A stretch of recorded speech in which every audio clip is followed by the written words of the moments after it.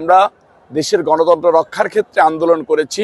তৃণমূলের মানুষের, গরিব দুঃখী মেহনতি মানুষের মুখে হাসি ফুটিয়ে দেওয়ার জন্য আন্দোলন করেছি, যাতে তাদের মৌলিক অধিকারগুলো তারা প্রাপ্যতা বুঝে পায়। সকলেই মিলে ৩১ দফার কাজ করে যাচ্ছি। ৩১ দফা বাস্তবায়নে বিএনপির ভারপ্রাপ্ত চেয়ারম্যান জনাব তারেক রহমান সাহেবের মার্কা ধানের শীষ মার্কায় ভোট দিন। ৩১ দফা বাস্তবায়ন হলে পাল্টে যাবে বাংলাদেশ, পাল্টে যাবে বাংলাদেশের চিত্র ইনশাআল্লাহ।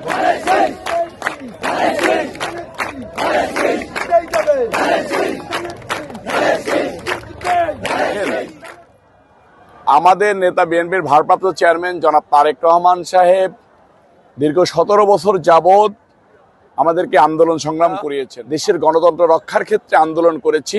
তৃণমূলের মানুষের, গরিব দুঃখী মেহনতি মানুষের মুখে হাসি ফুটিয়ে দেওয়ার জন্য আন্দোলন করেছি, যাতে তাদের মৌলিক অধিকারগুলো তারা প্রাপ্যতা বুঝে পায়। সেটার জন্য দীর্ঘ ১৭ বছর যাবৎ আন্দোলন করেছি।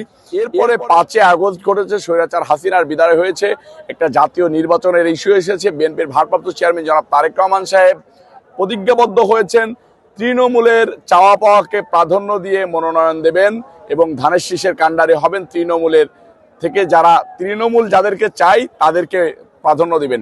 সাথে সাথে কিছু বলেছেন যে যারা হামলা মামলার শিকার হয়েছে, যারা দীর্ঘ ১৭ বছর যাবৎ রাজপথে ছিল, আন্দোলন সংগ্রাম করেছে, তাদেরকে প্রাপ্য মনোনয়ন দিবেন আর কি। পদ্মা সেতু, মেট্রো রেল এবং এলিভেটেড এক্সপ্রেসওয়ে নির্মাণের গর্বিত অংশীদার বসুন্ধরা সিমেন্ট।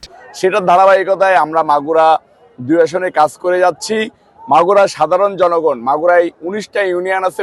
আমার মাগুরা ২ আসনে ১৯টা ইউনিয়ন আছে। ১৯টা ইউনিয়নের ভিতরে ১৭১টা ওয়ার্ডের কমিটি হয়েছে। সেখানে ৩টা ইউনিয়নেরও কমিটি হয়েছে। সেই ৩টা ইউনিয়নের প্রেসিডেন্ট সেক্রেটারি, ১৭১টা ওয়ার্ডের প্রেসিডেন্ট সেক্রেটারি, সাংগঠনিক সম্পাদক সহ তৃণমূলের যত মানুষ আছে তারা সবাই আমাদের সাথে রয়েছেন। মাগুরা ২ আসনে যেসব ভদ্রলোক যারা একটা পরিপূর্ণ সুস্থ রাজনীতি চাই, মাগুরা ২ আসনে যাতে উন্নয়ন করতে চাই, এরকম একটা প্রার্থী খুঁজতেছেন। সেটার জন্য এইখানে দেখেন হাজার হাজার লোক এসে জড়ো হয়েছেন, আজকে মিছিল দিচ্ছেন। আমরা প্রত্যেকটা দিন ওয়ার্ডে ওয়ার্ডে মিটিং করতেছি, সকালবেলা বাজারে গণসংযোগ করতেছি, তো বিকালবেলা মহিলাদেরকে নিয়ে সমাবেশ করতেছি, রাত্রে উঠান বৈঠক করতেছি পুরুষদেরকে নিয়ে। সার্বক্ষণিক ধানের শীষের প্রচারণার ভিত্তি দিয়ে আসি। আমাদের মূল লক্ষ্য ধানের শীষকে জেতানো।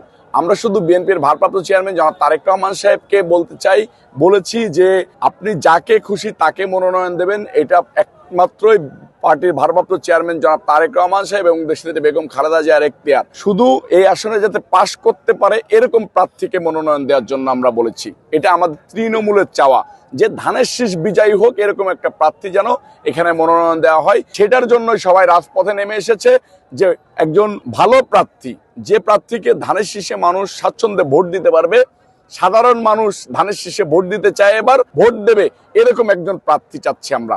সেটার জন্য আমরা রাজপথে নেমে এসেছি এবং আমাদের প্রত্যেকটা ইউনিয়নে ইউনিয়নে মিছিল চলতেছে, ওয়ার্ডে ওয়ার্ডে মিছিল চলতেছে, থানায় থানায় মিছিল চলতেছে। এটা চলবে ইনশাল্লাহ।